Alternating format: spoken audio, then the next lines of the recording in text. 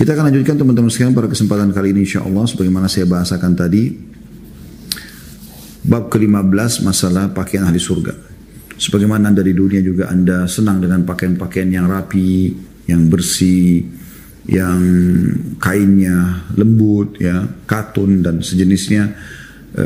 Anda juga suka dengan corak, dengan warna khas tertentu misalnya. Dan Anda merasa punya percaya diri pada saat mengenakannya, maka di surga sudah disiapkan oleh Allah Subhanahu wa taala. Cuma saya sempat merenung kemarin, subhanallah, pada saat saya melihat fasilitas di dunia yang Allah sudah berikan. Masya Allah makanan di rumah, Masya Allah banyak, enak. Kemudian pakaian juga ada, tempat tidur, ada AC, ada ruang tamu, ada meja makan, ada segala macam. Ini subhanallah yang di dunia Allah kasih. Mungkin di mata kita sudah sangat cukup, ya. Tapi juga butuh maintenance. Artinya Anda tahu sendiri, kalau rumah walaupun bagus tapi tidak dirawat, meja mungkin tidak pernah dilap, AC mungkin tidak pernah diservis dan seterusnya, maka juga akan jadi masalah bagi penghuni rumah, kan gitu. Tapi subhanallah, kuasa Allah Subhanahu wa taala di surga nanti sudah tidak butuh lagi seperti itu. Semuanya akan selalu bersih, semuanya akan selalu rapi. Ya. Ditambah lagi memang ada pelayan-pelayan yang melayani ahli surga yang memang mereka sangat tampan dan sangat cantik, yang membuat ahli surga itu makin nyaman di tempat yang dia sedang nikmati, ya. Begitu juga dengan pakaian teman-teman sekalian. Penulis mengangkat dalil pertama berhubungan dengan pakaian ahli surga, disebutkan dalam surah Al-Hajj ayat 23. Saya bacakan yang bunyinya. Allah Subhanahu wa taala berfirman, A'udzu billahi minasyaitonir rajim. Innallaha yudkhilul ladzina amanu wa 'amilus solihati jannatin tajri min tahtil anhar. Jannatin tajri min tahtil anhar yuhallawna fiha min asawira min dhahabin wa lu'lu'a wa libasuhum fiha harir. Sesungguhnya Allah memasukkan orang-orang yang beriman dan mengerjakan amal soleh ke dalam surga-surga yang di bawahnya mengalir sungai-sungai. Di surga itu mereka diberi perhiasan dari gelang-gelang, dari emas dan mutiara, dan pakaian mereka adalah sutra. Ya. Jadi kalau kita lihat gambaran dari ayat ini dan kita hubungkan dengan kehidupan kita di dunia, ya, bertemu antara gelang-gelang emas yang memang sudah jelas harganya sudah diketahui, ya, gitu. Artinya menengah ke atas, ya. Kemudian juga mutiara-mutiara. Begitu juga dengan kain sutra. Kalau kain sutra yang asli tentu mahal sekali, ya. Walaupun bagi laki-laki ada larangan di dunia digunakan dan dibolehkan di akhirat nanti, tapi mengenakan kain sutra dengan perhiasan seperti ini berarti menandakan sebuah kemewahan. Dan sudah kita jelaskan dari awal, kalau surga memang itu adalah semua kemewahan, keindahan, kerapian, ya, dan megah, ya. Semua ada berkumpul kebaikan-kebaikan ini yang di dunia biasanya orang mengejarnya, di akhirat sudah disiapkan semuanya. Jadi saksi bahasan kita adalah pakaian mereka dari sutra dan juga mereka menggunakan gelang-gelang, ya. Di ayat selanjutnya surah Al-Insan ayat 21, dan ini sudah sempat kita paparkan panjang lebar di pertemuan yang lalu. Kita baca lengkap surah Insan kurang lebih 31 ayat, ya. Dan di sini diangkat ayat 21-nya. Nah, hanya karena tidak ditulis oleh penerbit di sini, ya, bukan penulis tapi oleh penerbitnya ayat Al-Qur'annya, maka saya menganjurkan teman-teman untuk membuka di aplikasi handphonenya. Kita buka bersama insyaallah dalam surah Insan. A'udzu billahi minasyaitonir rajim. 'Aliyahum thiyabu sundusin khudrun wa istabraq wa hullu asawira min fiddatin wa saqahum rabbuhum syaraban tahura. Yang artinya mereka memakai pakaian sutra halus yang hijau dan sutra tebal. Nah, sudah kita jelaskan di surga tidak ada panas, tidak ada dingin. Maka mereka leluasa pakai pakaian tipis, pakaian panas, ya, pakaian tebal, pakaian tipis atau pakaian tebal mereka leluasa menggunakan. Kita kan di dunia di musim panas kita berpakaian tipis, di musim dingin kita pakaian tebal, kan gitu. Tapi di sana semuanya bisa dipakai. Dan dipakaikan kepada mereka gelang terbuat dari perak, dan Tuhan mereka memberikan kepada mereka minuman yang bersih. Berarti sudah ada jenis 3 gelang, ya, gelang emas, gelang perak, dan juga gelang dari mutiara. Tapi pakaiannya semuanya dari sutra, hanya saja ada yang tipis dan ada yang tebal. Kita dengarkan teman-teman bagaimana hadis-hadis Nabi SAW merincikan tentang pakaian ahli surga. Tadi masih bersifat global dari ayat Al-Quran tentang masalah pakaian mereka dari sutra. Hadis yang kita pelajari di sini adalah hadis nomor 64 dari awal kita belajar. Abu Hurairah radhiyallahu anhu meriwayatkan sabda Nabi sallallahu alaihi wasallam, "Man yudkhilul jannah, man yadkhulul jannah." Saya ulangi ya. "Man yadkhulul jannah yan'amu wa la yab'as wa la tabla thiyabuhu wa la yafna shababuhu." Artinya siapa yang masuk surga maka ia mendapatkan kenikmatan dan tidak akan menderita. Pakaiannya tidak akan usang dan masa mudanya tidak akan habis. Hadis riwayat Muslim jadi 17 halaman 74. Ini sedikit kita rincikan. Jadi siapa yang masuk surga, semoga kita termasuk insya Allah. Karena syaratnya sederhana, beriman kepada Allah Subhanahu Wa Taala lalu sibuk dengan amal saleh. Ya, ada dosa segera bertaubat. Maka ia mendapatkan kenikmatan dan tidak akan menderita. Siapa yang tidak ingin ini teman-teman sekalian?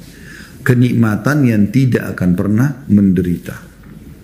Ini luar biasa ini. Ya.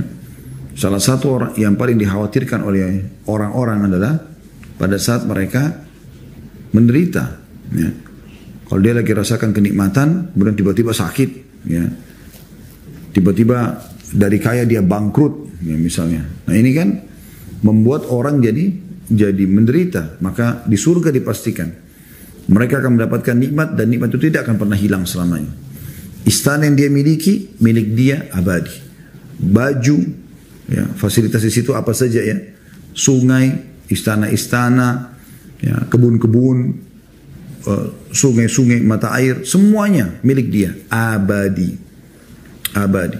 Nggak ada sama sekali yang diambil lagi oleh orang. Tidak akan pernah menderita. Karena orang menderita itu kalau misalnya dia bangkrut, hanya dia harus jual aset, kemudian dia pindah dari rumah pribadi misalnya ke kontrakan. Jadi menderita dia karena dari posisi yang enak jadi tidak enak gitu. Dari sehat ke sakit, dari kaya ke miskin, kan gitu. Seperti itulah dari sempurna kemudian cacat, naudzubillah dan seterusnya. Ini betul menderita. Nah, di surga dipastikan semuanya tidak akan pernah ada berubah. Kenikmatan yang dirasakan abadi. Itu yang pertama. Yang kedua, pakaian mereka tidak akan usang. Nggak ada lagi kotor, debu, ya. Kemudian keringatan yang mengotori nggak ada. Dan subhanallah ahli surga leluasa. Sebagaimana kita jelaskan pada pertemuan yang sebelumnya ya. Kalau ada pohon seperti delima, buah delima, yang kalau ahli surga ingin memakai pakaian, maka buah delima itu datang, mendekat, kemudian terbuka dan dalamnya ada 70 gaun. Berbeda warna, berbeda motif ya. Dan dia tinggal pengen saja, pengen yang urutan kelima, langsung terpakai di badannya. Dia nggak lagi proses lagi. Kemudian tertutup nih. Berapa detik kemudian dia mau ganti lagi, maka buah itu mendekat lagi, terbuka lagi dengan 70 gaun lagi, beda warna, beda motif semuanya. Dia tinggal ingin terganti dengan sendirinya. Nggak ada sesuatu yang meletihkan di surga. Itu kan luar biasa. Baju tidak akan usang. Karena dia pakai sekalipun dia mau ganti langsung dia ganti. Dan bukan cuma sekedar ganti, tidak terulang lagi dia pakai baju yang sama, bisa digantikan dengan yang lain oleh Allah Subhanahu Wa Taala yang Maha Kaya. Dan yang ketiga, dan ini juga sama ya, sesuatu mungkin yang manusia khawatirkan ya, di dunia tapi di akhirat tidak akan terjadi. Masa mudanya tidak akan pernah habis.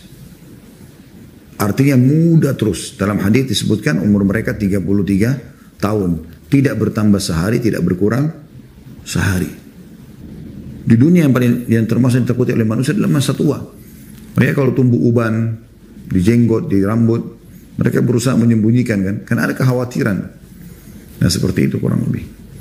Di akhirat tidak ada lagi. Karena tidak ada masa tua. Semuanya muda. Ini hadis pertama yang merincikan tentang masalah pakaian, yaitu pakaian mereka tidak usang. Ini saksi bahasannya.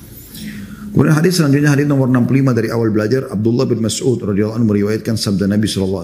Awwalu zumratin yadkhuluna al-jannata ka'anna wujuhahum daw'ul qamari lailatal badr. والزمرة الثانية على لون أحسن كوكب دري في السماء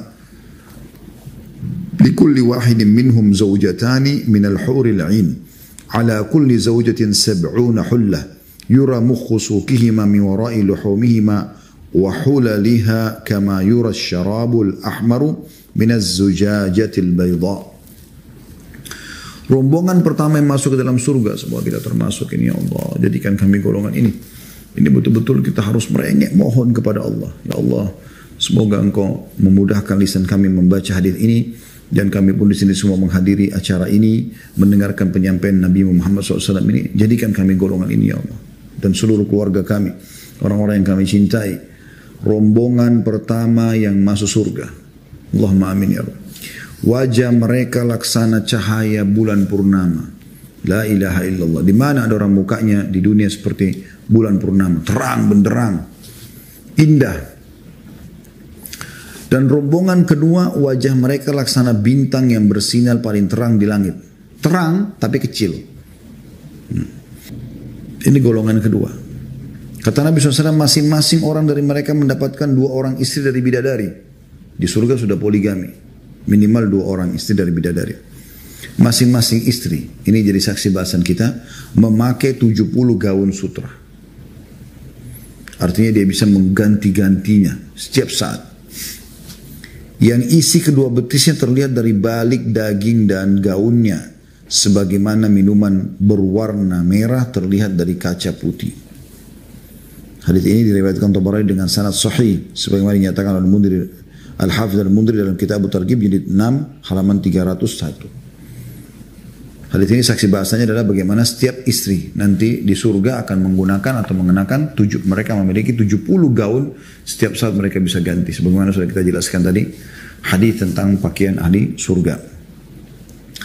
Dan juga saking cantiknya dan bersihnya serta transparannya pakaian yang dipakai, ya, walaupun dia sutra tebal dan tipis, walaupun sutra tebal, ya, sutra tipis sudah umum, tapi sutra tebal juga tetap sama, bisa terlihat. Ya, saking beningnya tubuh dan kulit daripada bidadari tersebut. Saksi bahasan kita adalah mereka memiliki 70 gaun sutra. Hadis selanjutnya, hadis nomor 66. Abdullah bin Amr bin As radhiyallahu anhu menceritakan seseorang datang kepada Nabi SAW lalu bertanya, wahai Rasulullah, beritahukan kami tentang pakaian ahli surga. Sesuatu yang diciptakan atau sesuatu yang ditenun, tiba-tiba jadi, atau ditenun dulu, dijahitkan. Gitu. Mendengar hal itu sebagian orang tertawa. Maka Nabi SAW bertanya, terhadap apa kalian tertawa? Terhadap orang bodoh yang bertanya pada orang yang tahu? Kemudian Rasulullah SAW berbalik dan bersabda, mana orang yang bertanya tadi? Seseorang mengatakan, dia wahai Rasulullah. Beliau SAW bersabda, tidak, tetapi terbelah dari buah-buah surga sebanyak 3 kali. Hadis riwayat Ahmad dan disebutkan oleh Al-Albani dalam silsilah hadis sahihah jilid 4 halaman 640. Makna hadis ini teman-teman luar biasa gitu ya. Pelajaran yang juga tidak boleh luput dari setiap muslim, jangan ngolok orang lain teman-teman. Walaupun yang ditanya itu selama berhubungan dengan hal yang baik, masalah agama, mungkin kita sudah ketahui jawabannya atau bagi kita lucu. Kayaknya kok ditanyain sih gitu. Ini gak boleh diolok teman-teman. Karena ada sebabnya. Bisa saja memang justru itu benar yang dia tanyakan. Memang benar. Dia membutuhkan jawabannya.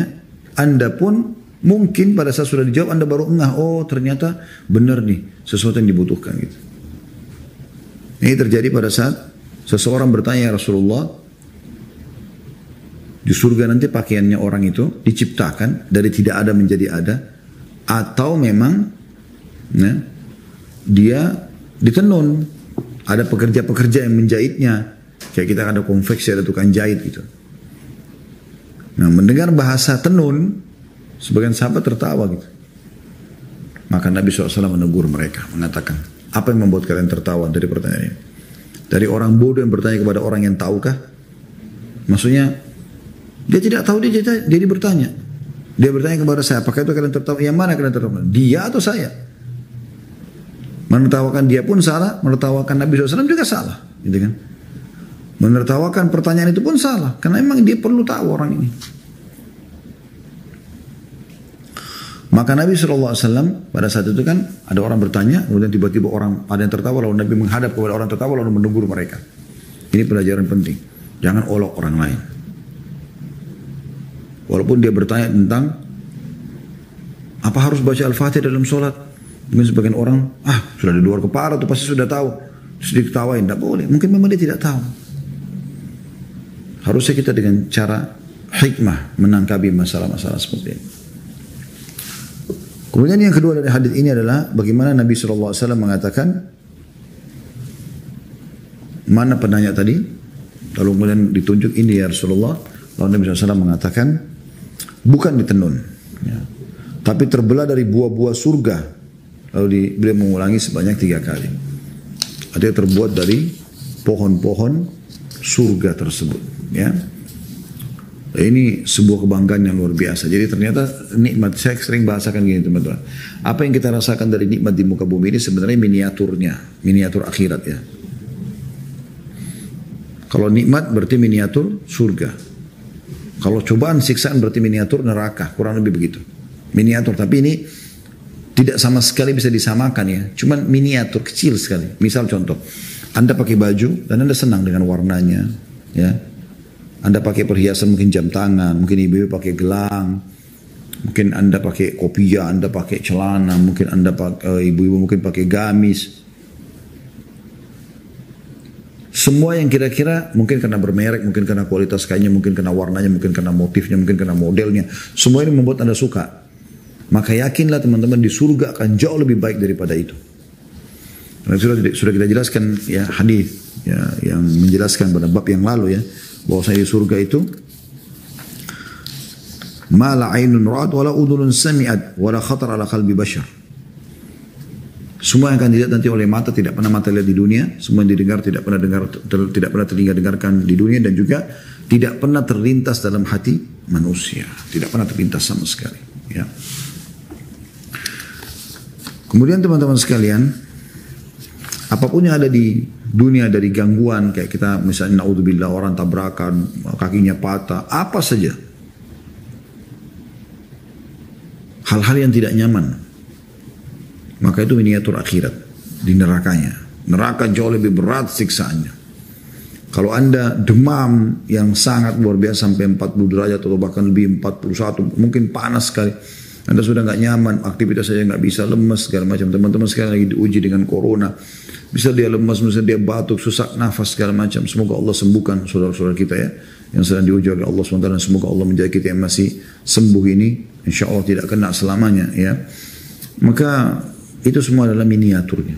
Di neraka itu jauh lebih berat daripada itu semua. Allah datangkan itu untuk memperingatkan kita. Makanya kata Nabi SAW, jangan kalian mencaci maki demam ya. Ada tiupan dari neraka itu. Dan dia menggugurkan dosa-dosa sebagaimana api menghilangkan karat dari besi. Ya. Hanya saya dalam masalah pakaian ini teman-teman harus diperhatikan baik-baik ya. Jadi hindari teman-teman sekalian selama di dunia menggunakan pakaian yang pakaian ini nanti di akhirat, kalau Anda pakai dunia Anda dilarang di akhirat. Seperti sutra bagi laki-laki. Ini jelas sekali hadisnya, gitu kan? Kata Nabi SAW, man labisal harir fi dunia lam yalbasu fil akhirah. Siapa yang memakai sutra di dunia bagi laki-laki, maka di akhirat dia tidak akan pakai, gitu kan? Jadi nggak boleh, hindari bagi laki-laki. Apapun alasannya, Anda hindari saja. Walaupun ada sebagian ulama masih membolehkan bab kalau orang pakai berobat, misalnya dia kena penyakit kulit, kalau dia pakai kain selain sutra biasanya mudah lecet, ya itu mungkin. Tapi selain daripada ini tidak boleh. Dianjurkan untuk tidak mengenakannya, ya tidak mengenakannya. Tapi bagi perempuan boleh tentunya, terbuka. Ya. Kemudian selanjutnya teman-teman sekalian di bab ke-16 masalah permadani surga. Nah, ini juga perlu dititip beratkan sebelum kita baca dalilnya. Permadani, ya. Kalau Anda yang hobi dengan karpet, ini Anda tahu masalah ini. Kalau handmade, itu pasti luar biasa mahalnya. Kami berapa kali bawa jemaah umrah plus Turki, dan di Turki kami datangi beberapa toko-toko karpet. Handmade itu luar biasa mahalnya gitu. Ya. Awal dibuka, dipaparkan di depan kami dengan jemaah, semua pada kagum. Karena warnanya, lembutnya, segala macam lah gitu kan. Tapi subhanallah ya, pada saat dia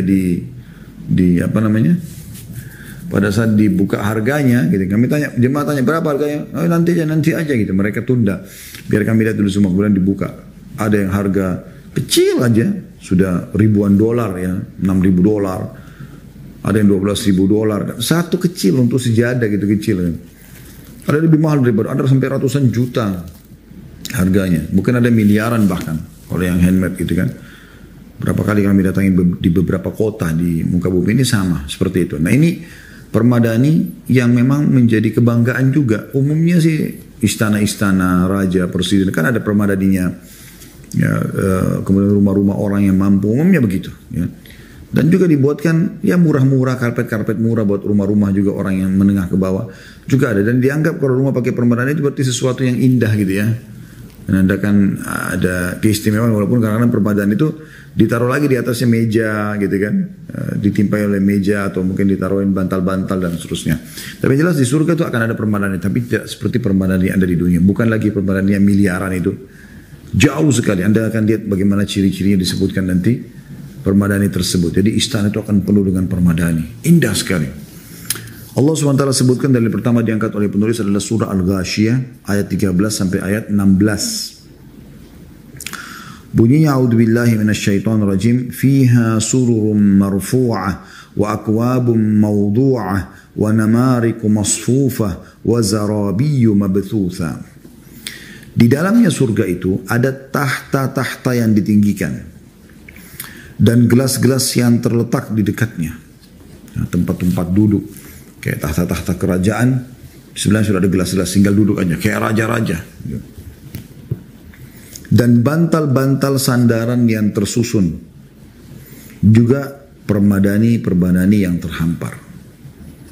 Jadi memang seperti sebuah istana yang mewah sekali. Udah istananya bisa nampak dari dalam dan keluar, sebagaimana kita jelaskan juga itu ya di dalam keutamaan sholat malam. Ini pernah kita jelaskan di kajian hari Jumat jam 1 siang, Sahih Targhib Tarhib tentang masalah ini ya. Dan bagaimana subhanallah punya keistimewaan tersendiri gitu ya. Baik, kata beliau, namarik adalah bantal-bantal. Makna daripada ayat Al-Quran tadi, wa namariku masfufa, dan bantal-bantal. Zarabiyu wa zarabiyu adalah permadani. Kemudian dalam surah Ar-Rahman ayat 54, Allah SWT menggambarkan tentang permadaninya. A'udzu billahi minasyaitonir rajim, muttaqiina 'ala furushin batainuha min istabraqa. Mereka bertelekan di atas permadani yang sebelah dalamnya sutra. Kalau kita tahu permadani di dunia ini, dalamnya bukan sutra. Luar mungkin bisa dilapis dengan sutra, tapi bagian dalamnya tidak, dan apalagi tidak nampak gitu kan. Ini kalau bagian dalamnya aja seperti ini sutra, bagaimana dengan bagian luarnya? Pasti akan sangat indah sekali. Sangat indah sekali. Kemudian juga di situ ditulis yang bagian bukunya istabrak, yang dikatakan muttaqiina ala furushin batainuha min istabrak. Istabrak adalah sutra yang tebal. Jadi bukan cuma sutra-sutraan, sutra yang tebal itu ditaruh bagian dalam permadaninya. Bagaimana dengan luarnya? Pasti akan lebih indah daripada dalam. Anda tahu biasanya kan bantal, sandaran. Pasti dalamnya tidak nampak karena dibungkus dengan kulit, misalnya dibungkus dengan kain sarung bantal dan ditutupin lagi mungkin dengan hiasan apa. Bagian dalam orang tidak nampak. Tapi ini subhanallah dikatakan bagian dalamnya sutra tebal seperti ini. Bagaimana dengan luarnya? Kemudian dalam surah Ar-Rahman ayat 76 Allah SWT juga menyebutkan, A'udzubillahi minasyaitonir rajim, muttaqiina 'ala rafrafin khudrin wa abqariyyin hisan.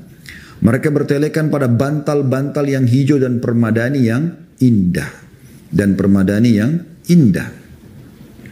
Jadi bantal-bantal dan permadani. Ini mereka bertelekan di situ. Jadi duduk santai-santai. Makna daripada muttaqiina ala rafraf. Rafraf ialah taman surga. Artinya mereka bertelekan duduk-duduk di taman surga. Ya, dengan ada bantal-bantalnya. Kemudian dikatakan ada juga yang berpendapat bantal-bantal. Raf-raf bisa bantal, bisa juga bermakna taman surga. Kemudian wa abqariyyin hisan. Abqari adalah permadani ahli surga. Baik, ini ayat-ayat Al-Quran. Nah, biasanya hadis-hadis Nabi lebih merincikan masalah itu. Kita dengarkan sekarang bagaimana Nabi SAW merincikan masalah permadani ini. Hadis nomor 67 dari awal kita belajar, Abu Sa'id Al-Khudri radhiyallahu anhu meriwayatkan penjelasan Nabi SAW mengenai firman Allah Subhanahu wa taala dan permadani yang ditinggikan. Beliau bersabda, yakni ditinggikan seperti jarak antara langit dan bumi dan jarak perjalanan di antara keduanya 500 tahun. Teman-teman bisa bayangkan gak ini? Ya, bukan permadani lagi yang 5 kali 5 meter, 10 kali 10 meter. Kalau permadani asli dari sutra, ya mungkin cuma saya katakan tadi, mungkin seperti sejadah surat saya sudah ribuan dolar harganya gitu kan. Ini teman-teman seperti ya, Ditinggikan seperti jarak antara langit dan bumi. Bagaimana tebalnya itu antara langit dan bumi? Begitu permadaninya. La ilaha illallah. Kita beriman seperti apa yang disampaikan oleh Nabi SAW. Tidak ada keraguan. Kalau syaitan bisikin Anda, masa sih syaitan? A'udzubillahi minasyaitan. Kita harus imani ini. Ya. Kita berharap Allah SWT berikan kepada kita insyaAllah. Ditinggikan seperti jarak antara langit dan bumi. Dan jarak perjalanan di antara keduanya 500 tahun. Antara langit dan bumi. Jaraknya 500 tahun. Hadis ini diriwayatkan Ibnu Abi Dunya dan At-Tirmidzi. Dia mengatakan hadis ini hasan. Selanjutnya teman-teman sekalian, hadis nomor 68. Ini hadis yang terakhir dalam bab 16 masalah penawaran di surga. Abdullah bin Mas'ud radhiyallahu anhu menjelaskan firman Allah Subhanahu wa taala yang sebelah dalamnya dari sutra. Ia mengatakan, kalian telah diberi kabar tentang bagian dalamnya. Lalu bagaimana halnya dengan bagian luarnya? Hadis ini riwayat Baihaqi secara mauquf dengan sanad hasan. Maksudnya mauquf hanya sampai kepada para sahabat saja. Sebagaimana juga dinyatakan oleh Al-Hafidh Al-Mundhiri. Alhamdulillah kita sudah menjelaskan 2 bab di sini teman-teman sekalian tentang bab makanan pakaian ahli surga dan juga permadani mereka. Sekarang kita masuk dan kita tutup dengan ini bab ke-17 masalah wanita ahli surga. Para pelayan, para bidadari di surga. Seperti apa mereka? Ya. Umumnya orang kalau punya restoran, punya tempat-tempat, kita bicara ini secara umum ya, kita bukan membolehkan. Tapi biasanya orang kalau punya tempat-tempat yang dia mengundang atau menjual jasa, banyak orang menjual wanita dipajang dan wanita itu dibuat sebagus mungkin lah, seindah mungkin supaya bisa jadi menarik kan biasa begitu ya. Kita tidak samakan dengan surga, tapi di surga Allah SWT siapkan bidadari-bidadari yang luar biasa. Artinya memandangnya saya sudah sangat ada kenikmatan tersendiri. Apalagi mereka melayani kita gitu. Ya. Allah gambarkan dalam surah Al-Waqi'ah ayat 22 sampai 23. A'udzu billahi minasyaitonir rajim. Hurun 'ain ka'amsalil lu'lu'il maknun. Dan di dalam surga itu ada bidadari-bidadari yang bermata jeli. Al-maknun dikatakan ka'amsalil lu'lu'il maknun ialah yang tersembunyi lagi tersimpan, yang tidak berubah kejernihan warnanya akibat sinar matahari atau permainan tangan. Jadi mata mereka itu, lihat matanya anak-anak kecil yang masih kecil, yang masih 2 tahun, 3 tahun, yang belum sering ngucek-ngucek matanya gitu kan. Anda bisa lihat bagian dalamnya putih bersih ya. Matanya itu indah gitu anak-anak itu. Subhanallah. Ya. Nah seperti itu kurang lebih. Digambarkan di sini, wahurun 'ain, dan para bidadari itu ka'amthalin lu'lu'il maknun. Mereka seperti ya, mutiara yang terpingit, mengkilat, bersih. Di sini dikatakan al-maknun adalah tersembunyi, mutiara tersembunyi, lagi tersimpan yang tidak berubah kejernihan warnanya akibat sinar matahari atau permainan tangan. Itu gambaran pertama tentang bidadari. Mereka bermata jeli, indah, jelita. Kemudian dalam surah An-Naba ayat 31 sampai 33. A'udzu billahi minasyaitonir rajim. Innal muttaqina mafaza hadaiq wa a'naba wa qawa'iba atraba. Sesungguhnya orang-orang yang bertakwa mendapat kemenangan, yaitu kebun-kebun dan buah anggur dan gadis-gadis remaja yang sebaya. Ya. Jadi mereka mendapatkan ini yang Allah Subhanahu wa taala berikan kepada mereka. Kalau Anda naudzubillah terpengaruh untuk melakukan perzinahan dengan para pelacur, maka ketahuilah teman-teman sekalian, kalau bidadari di surga sangat tidak pantas untuk disandingkan dengan ya, para wanita-wanita pelacur di dunia ini. Ya, mereka adalah orang-orang yang sangat luar biasa sempurnanya. Ya, mereka mencintai suaminya tidak beralih hati, mereka tidak liar matanya, mereka bisa terlihat transparan kulitnya dan bagian dalam tubuhnya karena indahnya. Ya. Mereka seperti mutiara yang tidak pernah disentuh oleh tangan ya, dan seterusnya. Ini maksud dengan ka'ib wa kawa'ibah atraba. Kata beliau adalah wanita cantik yang ranum kedua buah dadahnya. Dan atrab adalah usia yang sebaya. Umum sekarang wanita memang menjadikan lengkukan tubuhnya, indahnya, dadahnya itu semua adalah bagian daripada keindahan dia gitu ya. Allah menggambarkan tentang bidadari, mereka begitu. Wa kawa'iba atraba, mereka adalah sebaya terjemahannya, tapi sebagian ulama menafsirkan kaib adalah wanita cantik. Ini makna dalam bahasa Arab ya. Yang ranum kedua buah dadahnya. Dan atrab adalah yang usianya sebaya. Jadi Allah SWT gambarkan tentang keindahan para pelayan-pelayan atau bidadari ini. Begitu juga dalam surah Al-Waqiah ayat 35 sampai 37 Allah Subhanahu wa taala menggambarkan juga. A'udzu billahi minasyaitonir rajim. Inna ansha'nahunna insya'a faj'alnahunna abkara 'uruban atraba. Sesungguhnya kami menciptakan mereka, maksudnya para bidadari, secara langsung. Jadi enggak melalui proses sperma, sel telur, kemudian bayi, kemudian seterusnya proses seperti manusia, ya. Mereka, dan kami jadikan mereka gadis-gadis perawan, penuh cinta lagi sebaya umurnya. Makna abkar adalah jamak daripada bikr, yaitu gadis, dan uruban atraba ialah wanita mencintai suaminya. Ini ciri mereka. Jadi wahai muslimah, kalau engkau ingin menjadi wanita ahli surga, harusnya seperti ini cirinya. Gitu. Ciri mereka itu adalah mereka penuh cinta dan sebaya umurnya. Maksudnya penuh cinta ini selalu ya, perhatian terhadap suaminya gitu kan.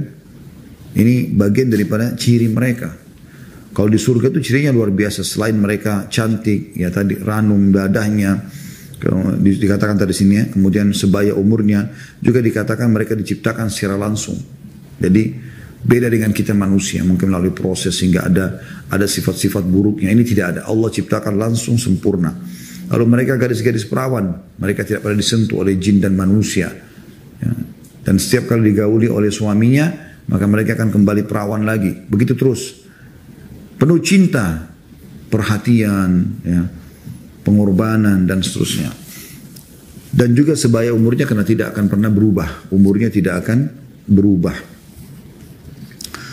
Hadis selanjutnya yang menjelaskan, maaf, ini hadis yang pertama yang menjelaskan tentang wanita ahli surga. Merincikan ketiga ayat tadi ya, Al-Waqiah 23 sampai 22 sampai 23, An-Naba 31 sampai 33 dan juga Al-Waqiah 35 sampai 37. Ya. Hadis pertama adalah hadis di bab ini, hadis 69 dari awal kita belajar. Anas radhiyallahu anhu meriwayatkan sabda Rasulullah SAW, pergi di jalan Allah baik di waktu pagi maupun sore lebih baik daripada dunia dan seluruh isinya. Langsung kita bedah aja ya. Ini berarti menandakan siapapun yang keluar karena Allah Subhanahu wa taala, berjihad kah, cari nafkah kah, menurut ilmu kah, semua karena Allah, maka lebih baik itu daripada dunia dan seluruh isinya. Sungguh busur salah seorang dari kalian atau tempat cemetinya lebih baik daripada dunia dan seluruh isinya. Artinya nanti di surga. Ustaz, apakah orang butuh cemeti? Apakah orang butuh busur panah di surga? Semua yang Bapak Ibu mau ada.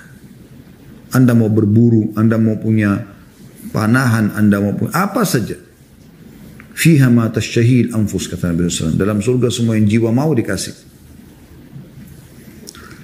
Seandainya, kata Nabi SAW, kau melihat seorang wanita ahli surga turun ke bumi, niscaya ia memenuhi ruang antara bumi dan langit dengan wangi harumnya.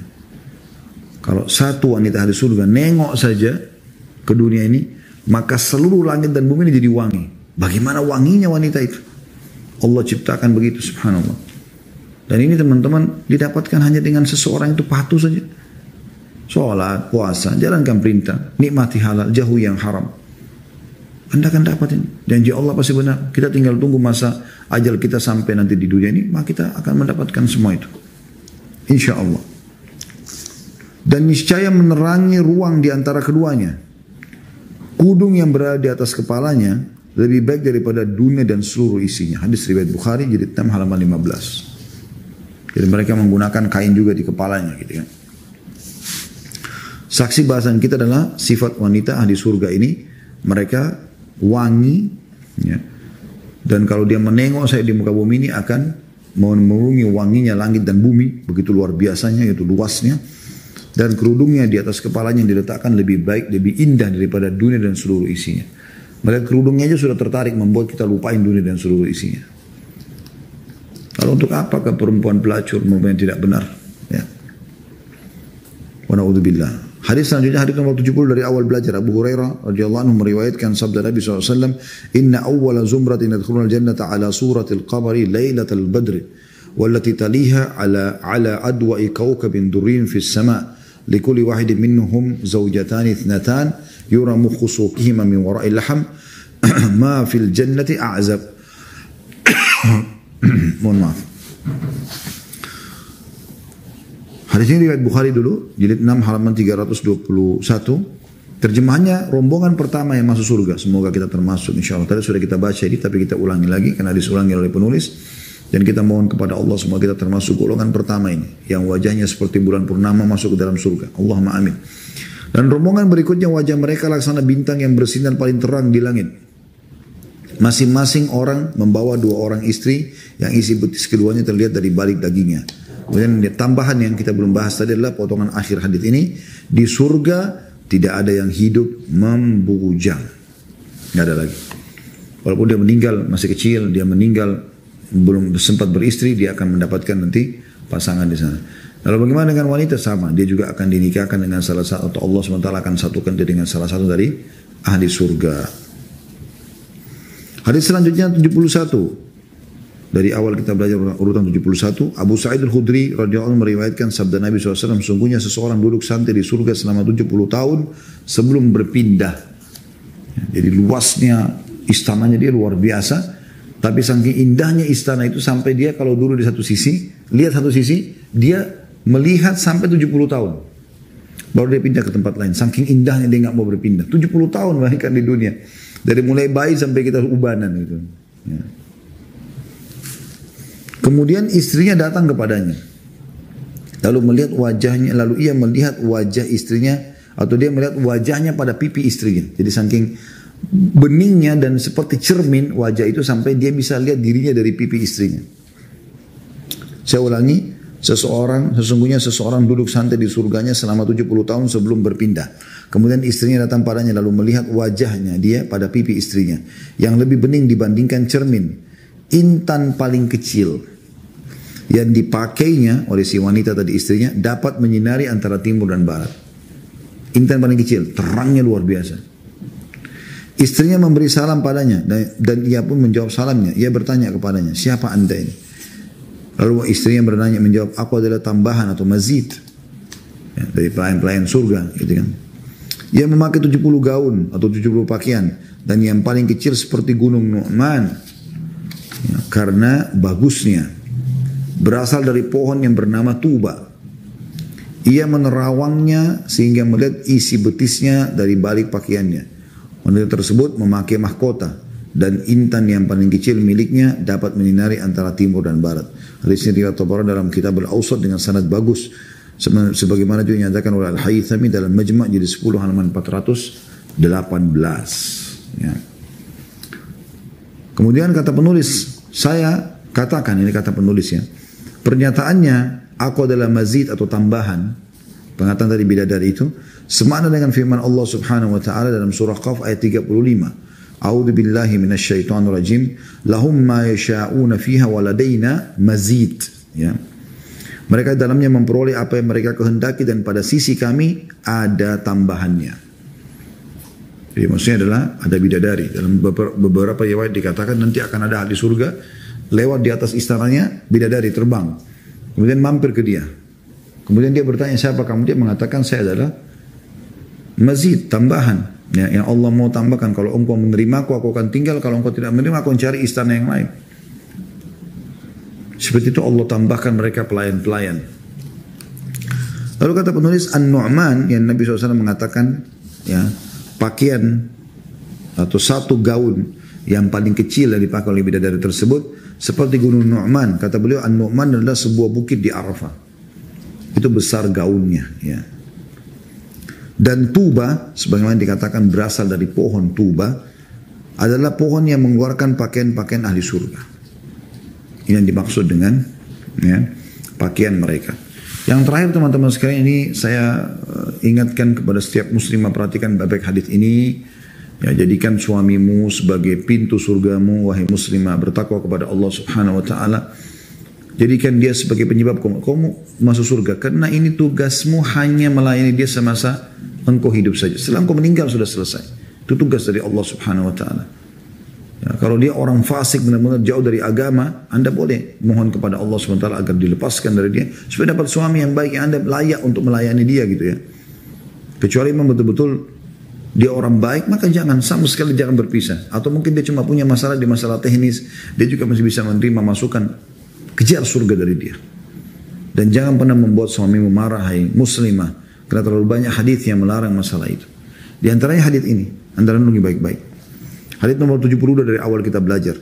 Muadz bin Jabal radhiyallahu anhu meriwayatkan sabda Rasulullah SAW, "La tu'zil mar'atu zawjaha fid dunya illa qalat zawjatuhu min al-huril 'ain, la tu'zihi qatalakillah, fa innama huwa 'indaki dakhilun yushiku an yufarikaki ilaina." Tidaklah seseorang wanita menyakiti suaminya di dunia melainkan istrinya si laki-laki itu, suaminya dari bidadari mengatakan, di surga sudah ada istrinya. Dan mengetahui kalau seorang istri dunia menyakiti suaminya. Maka pada saat itu dia mengatakan, jangan kau menyakitinya. Jadi istri bidadari menegur istri dunia walaupun tidak kedengaran. Tapi Nabi SAW sampaikan kita ini bocorannya. Lalu dia mengatakan, semoga Allah membinasakanmu. Jadi si istri bidadari marah-marah dengan istri dunia, kenapa sakitin suaminya gitu.